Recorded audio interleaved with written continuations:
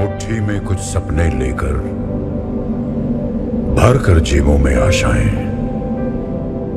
दिल में है अरमान यही कुछ कर जाएं, कुछ कर जाएं।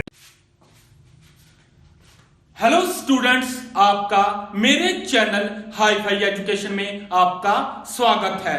आज की स्टूडेंट्स जो मेरी महत्वपूर्ण वीडियो है वो है मौर्योत्तर काल। तो चलिए हम इस चैप्टर को शुरू करते हैं। स्टूडेंट्स, मौर्य वंश के बाद की जो परिस्थितियां बनी या उसके बाद जो भी वंश आए, आज हम उनके बारे में पढ़ेंगे। तो चलिए स्टूडेंट्स, इनके बारे में हम बात करते हैं। लेकिन इनके बारे में बात करने से पहले मैं आपको थोड़ा सा बैकग्राउंड में लेकर चलता हूं, फिर इन पॉइंट्स को हम देखेंगे। तो आपको पता ही है कि जो मौर्य वंश था, मौर्य वंश के जो महत्वपूर्ण दो राजा हुए हैं, जिसमें कि पहले मैं बात करता हूं चंद्रगुप्त मौर्य की। उसने स्टूडेंट्स मतलब कि अपने साम्राज्य का काफी विस्तार किया था। और उसके बाद जो अशोक आए, उन्होंने इस साम्राज्य को और बड़ा किया। इसके अलावा इन्होंने अपना धार्मिक स्वरूप भी इसको प्रदान किया, मतलब धार्मिक स्वरूप से भी इनको काफी स्ट्रॉन्ग किया, काफी मजबूत किया। लेकिन उसके बाद के जो राजा आए वो इतने कुशल नहीं थे। वे अपने साम्राज्य को बढ़ाना तो दूर, अपने साम्राज्य को संभाल भी नहीं सके। और वृद्धरथ तक आते आते मतलब ये साम्राज्य इतना छोटा हो गया था कि आप ये समझ लीजिए कि बस कुछ ही मतलब कि सिमट के रह गया था। और यहां तक वृद्धरथ की जो हत्या, जो कि पुष्यमित्र शुंग जो उनके सेनापति थे, उन्होंने इनकी हत्या करके शुंग वंश की स्थापना कर दी थी। तो इस शुंग वंश के बारे में जानकारी लेने से पहले मैं आपको इससे संबंधित भी एक कहानी बता देता हूं। शुंग वंश था जो कि एक ब्राह्मण साम्राज्य था, ब्राह्मण वंश से थे। तो इन्होंने भी जैसे कि ये वैष्णव धर्म को मानते थे। तो इन्होंने उस समय क्या था कि जो अशोक के समय में बौद्ध धर्म काफी प्रचलित था, तो ये मौर्य काल में बौद्ध धर्म का काफी प्रचार प्रसार हुआ, जिससे मतलब कि जो ब्राह्मण वंश थे, जो ब्राह्मण थे, काफी दुखी थे। क्योंकि उस समय बौद्ध धर्म का जो कि फैलाया जा रहा था, वैष्णव धर्म का मतलब कि काफी नीचे हो गया था, गिराया जा रहा था। ब्राह्मणों को उतना मतलब महान नहीं माना जाता, क्योंकि बौद्ध धर्म का प्रचार प्रसार हो रहा था। तो शुंग वंश के जो पुष्यमित्र शुंग हैं, इन्होंने वैष्णव धर्म को आगे लाने के लिए और बौद्ध धर्म को पीछे धकेलने के लिए काफी प्रयास किया। इसलिए इन्होंने जो मौर्य वंश के अंतिम राजा थे, उनकी हत्या करके शुंग वंश की स्थापना की थी। तो स्टूडेंट्स, ये इन्होंने वैष्णव धर्म को आगे लाने के लिए काफी प्रचार प्रसार मतलब इन्होंने भी काफी प्रयास किए। तो ये करते गए। गुप्त काल तक मतलब कि ये लगा लीजिए कि कोई भी एक बड़ा साम्राज्य अभी विस्तृत रूप में नहीं आया था। लेकिन जो ब्राह्मण वंश के जो भी छोटे छोटे मतलब कि राज्य मतलब कि जो भी शासक आए थे, तो मतलब ये छोटे छोटे शासक आए थे, कोई बड़ा विस्तृत राज्य मतलब बन नहीं पाया था गुप्त काल तक। तो उससे पहले जो छोटे छोटे राज्य ही थे और जो आए थे, इनके बारे में हमें जानना कि ये कौन कौन से आप मतलब ये ब्राह्मण, जो आपको क्वेश्चन में कई बार पूछ लिया जाता है कि कौन कौन से ये ब्राह्मण साम्राज्य नहीं थे।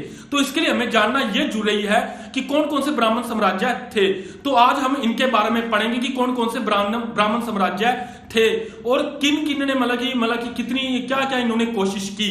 तो इसके बारे में आज पढ़ेंगे कि मगध के अंदर से और मगध के बाहर से जो भी मतलब कि ये राजा आए, जो भी साम्राज्य मतलब कि बने, उनके बारे में आज हम पढ़ेंगे।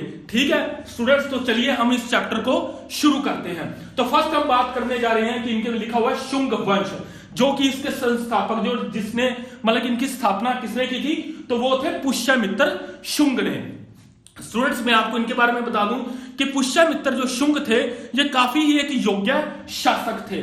संस्थापक के बारे में जैसे कि इन्होंने लिखा हुआ कि पुष्यमित्र शुंग ने मौर्य वंश के अंतिम शासक वृद्धरथ की हत्या कर शुंग वंश की स्थापना की थी। जिसके बारे में स्टूडेंट्स मैंने आपको पहले ही बता दिया है कि इन जो कि ये सेनापति थे वृद्धरथ के, इन्होंने हत्या करके वृद्धरथ की, उसके बाद शुंग वंश की स्थापना की थी। और शुंग वंश की स्थापना स्टूडेंट्स 185 बीसी में हुई थी। तो आपने इसका एक समय काल भी याद रख लेना है।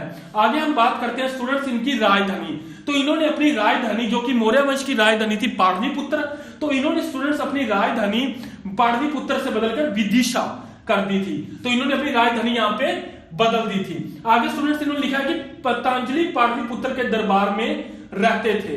लेकिन इसके बारे में हम बात करने से पहले स्टूडेंट्स हम इसके बारे में बात करते हैं कि पुष्यमित्र शुंग ने मिनांडर, जो कि हिंद यूनानी को पराजित किया था। स्टूडेंट्स, इनको सबसे महत्वपूर्ण इसलिए माना जाता है जो कि मोस्ट इंपोर्टेंट है, इन्होंने मिनाडर को पराजित किया था, जो कि हिंद यानी थे, जिन्हें स्टूडेंट्स इंडो ग्रीक भी कहा जाता है। मतलब कि ये भारत के बाहर से इन्होंने हमला किया था, तो इसलिए इनको हिंद यूनानी, मतलब कि यूनान की साइड से माना जाता है कि हिंद यूनानी जिन्होंने भारत पर हमला किया था, और पुष्यमित्र शुंग ने इनको पराजित किया था, इसलिए ये सबसे योग्य शासक के रूप में इस कारण से भी ये माने जाते थे।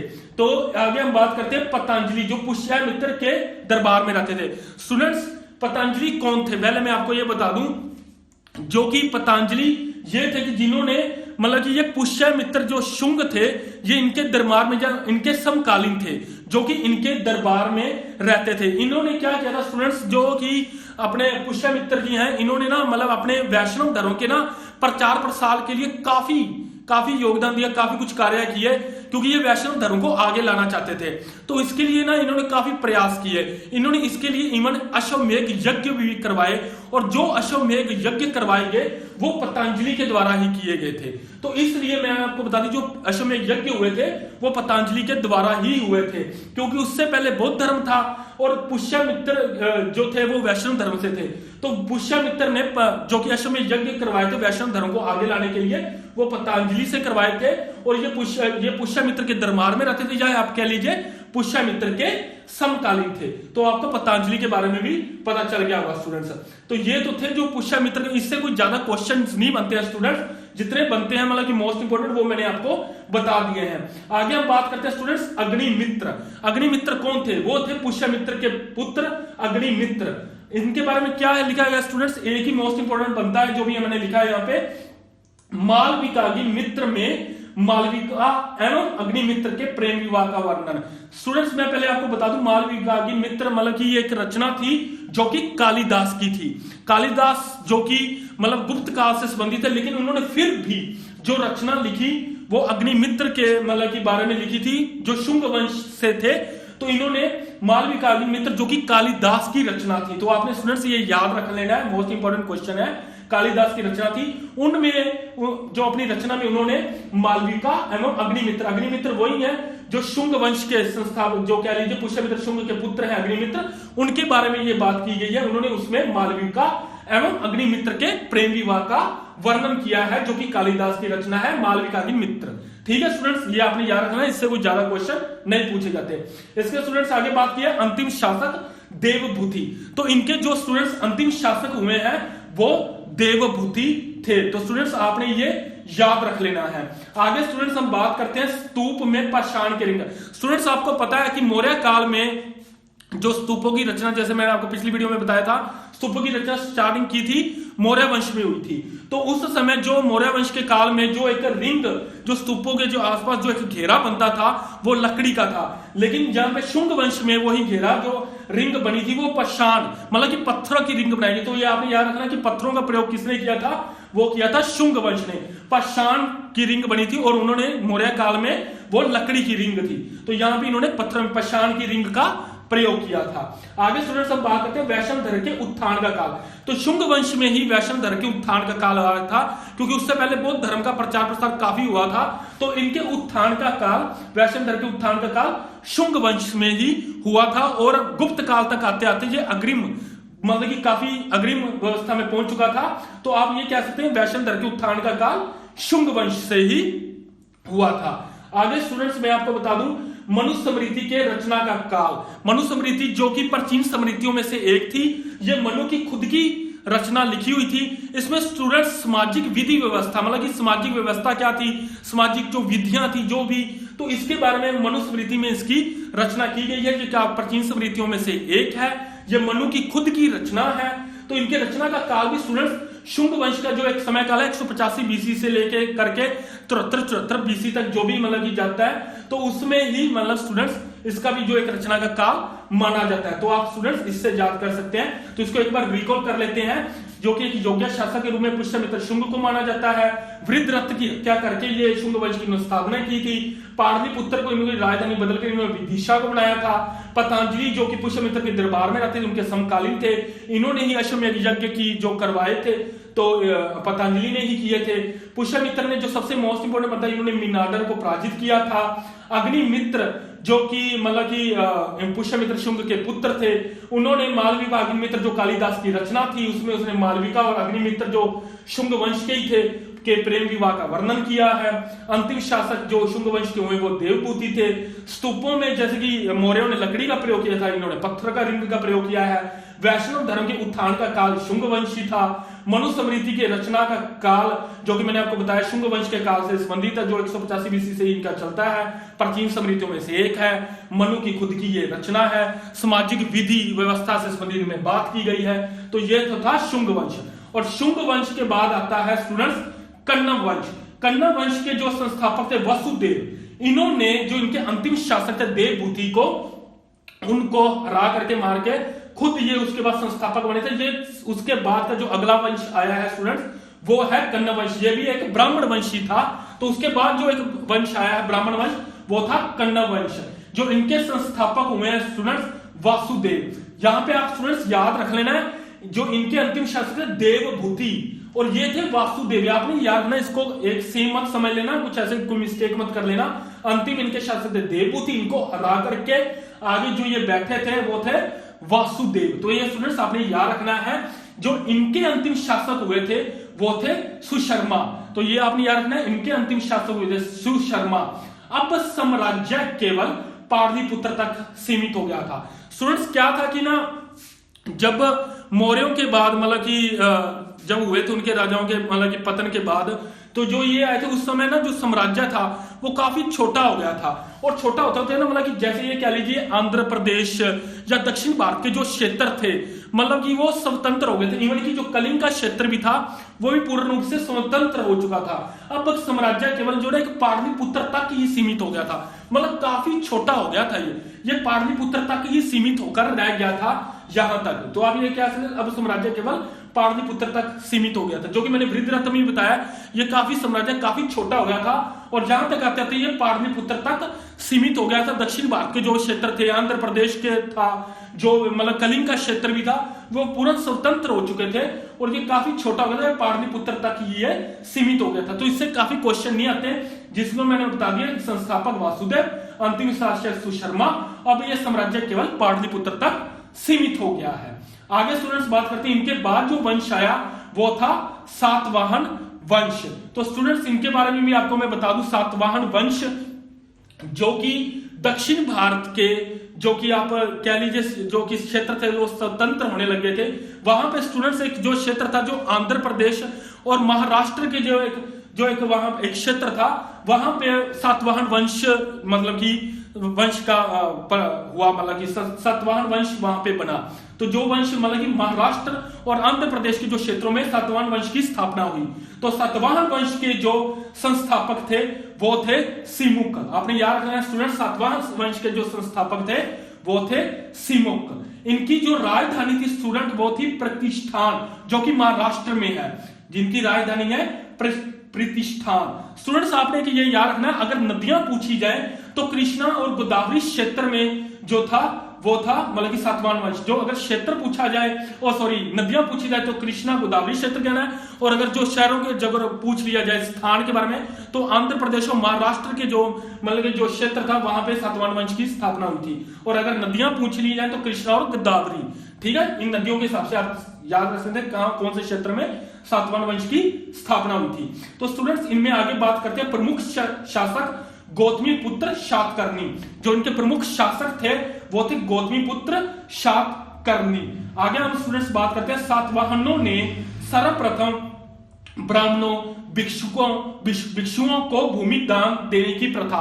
स्टूडेंट्स ये मोस्ट इंपोर्टेंट क्वेश्चन बनता है, सातवाहनों ने ही मतलब कि ना भिक्षुओं को या ब्राह्मणों को ना मतलब कि भूमि दान देने की प्रथा शुरू की थी। मतलब ये कोई नगद या कुछ और भिक्षा के रूप में नहीं देते थे, ये भिक्षुओं को भूमि दान देते थे। तो मतलब कि किसी भी जो गांव की जो होती थी ना भूमि दान में देते थे, मतलब कि उनसे जो लगान आएगा वो आप रख सकते हो, तो ये भूमि दान में दे देते थे। इससे स्टूडेंट्स क्या हुआ कि जो मतलब कि भूमि दान में दी जाती थी, जैसे कि एक गाँव दे दिया तो उसके साथ ही जैसे कि आगे जिन्होंने फिर कुछ में दान दिया तो फिर ये फिर एक भूमि दान में मतलब एक गांव दान में दे देते थे। फिर जैसे कोई और दान में तो फिर ये ऐसे ना गांव देते रहे। तो इससे क्या हुआ स्टूडेंट्स, जैसे कि इतने गांव दान में दिए ना तो ये इतनी ज्यादा मतलब एक कहते हैं ना एक राज्य जैसा ही बन गया।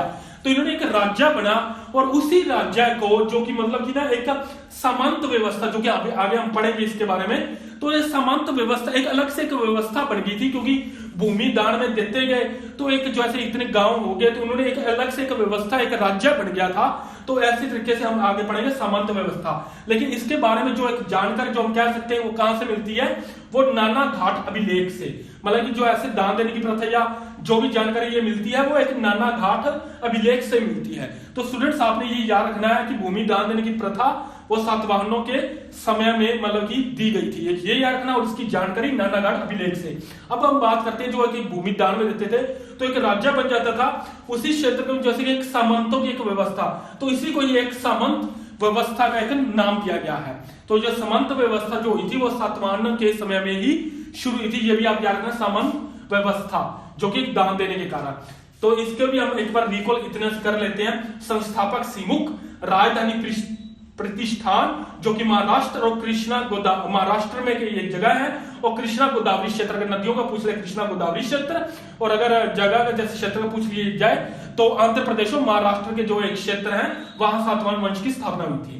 प्रमुख शासक गौतमीपुत्र सातकर्णी, सातवाहनों ने ब्राह्मणों को, भिक्षुकों को भूमि दान देने की प्रथा प्रारंभ की। इसकी जानकारी नाना घाट अभिलेख से मिलती है और यह सामंत व्यवस्था जो एक बन गई थी। तो आगे हम बात करते हैं स्टूडेंट्स, सातवाहनों ने जो कि सीसा, चांदी, पोटीन, कांसे आदि के सिक्के स्टूडेंट्स इन्होंने चलाए थे। तो इन्होंने जो सिक्के चलाए थे वो सातवाहनों ने सीसा, चांदी, पोटीन, कांसे आदि के सिक्के चलाए थे। लेकिन सबसे ज्यादा महत्वपूर्ण जो इन्होंने जो सिक्कों का ज्यादा प्रयोग करते हुए ज्यादा चलाए थे तो वो थे सीसा के सिक्के। तो आपने स्टूडेंट्स ये याद रखना, शीशे के सिक्के का इन्होंने ज्यादा प्रचलन किया था, शीशे के सिक्के का ज्यादा प्रयोग किया था। तो इनका जो महत्वपूर्ण सिक्के जो थे इनके लिए वो सीसा के सिक्के थे। इसके अलावा इन्होंने सीसा, चांदी, पोटीन, कांसे आदि के सिक्के चलाए थे। लेकिन जो महत्वपूर्ण इनको प्रयोग में मिलाया वो सीसा के सिक्के थे। तो जो सातवाहनों से सिक्कों से संबंधित आए तो अपने सीसा को जरूर याद रखना है। सातवाहनों ने किसका सबसे ज्यादा प्रयोग किया, तो वो सातवाहनों ने सीसा सिक्के का। आगे बात करते हैं स्टूडेंट, सातवाहन संभवतः मात्र सत्रात्मक थे। स्टूडेंट्स ये क्या था कि जब ये मात्र सत्रात्मक थे, मात्र सत्रात्मक आपने सिंधु घाटी सभ्यता में पढ़ा कि वो मात्र सत्रात्मक थे। उसके बाद सातवाहन थे जो कि एक मात्र सत्रात्मक थे। इन्होंने ये अपने नाम के आगे अपनी मां का नाम लगाते थे, जैसे कि यहाँ पे भी आप देख रहे हैं प्रमुख शासक गौतमीपुत्र सातकर्णी। तो इन्होंने अपने पहले अपनी मां का नाम लगाया गौतमीपुत्र, तो ये अपनी मां का नाम आगे लगाते थे। लेकिन परंतु राजा पितृ सत्रात्मक थे। लेकिन राजा की जो गद्दी होती थी वो बैठते हुए खुद ही थे, राजा ये खुद ही बनते थे, पुरुष ही बनते थे। लेकिन अपनी मां के नाम के अपने नाम के आगे मां का नाम लगाते थे। तो ये मात्र सत्रात्मक है। लेकिन परंतु राजा पितृ सत्रात्मक थे, आगे पुरुष ही बैठते थे, तो वो पितृ सत्रात्मक ही थे। आगे हम स्टूडेंट्स बात करते हैं इनकी कला। कला के बारे में जो पहला आता है स्टूडेंट्स कार्ले चैत्य। ये क्या है स्टूडेंट्स की कार्ले चैत्य जो कि आंध्र प्रदेश से है। जो कार्ले चैत्य और चैत्य से संबंध होता है बौद्धों की जो एक पूजा स्थल होते हैं। तो ये कार्ले चैत्य उससे संबंधित है जो आंध्र प्रदेश से है, जो कि चैत्य मतलब कि बौद्धों के जो एक पूजा स्थल थे जो कला से संबंधित। आगे इन्होंने स्टूडेंट्स ये लिखा है ब्राह्मी लिपि का प्रयोग। तो इन्होंने ब्राह्मी लिपि का स्टूडेंट्स प्रयोग किया। तो आपको भी पता है कि मौर्य काल में भी जो ब्राह्मी लिपि का बहुत ज्यादा जो अधिकांश जो अभिलेख थे वहां पे ब्राह्मी लिपि का प्रयोग है। लेकिन ये खुद जो कि कला के लिए ब्राह्मी लिपि का प्रयोग हुआ है, लेकिन ये खुद प्राकृतिक लिपि का प्रयोग करते थे। तो स्टूडेंट्स आप ये याद रख लेना, जो सातवाहन थे ये प्राकृतिक, यहां पे मैं स्टूडेंट्स यहां पे लिख देता हूं,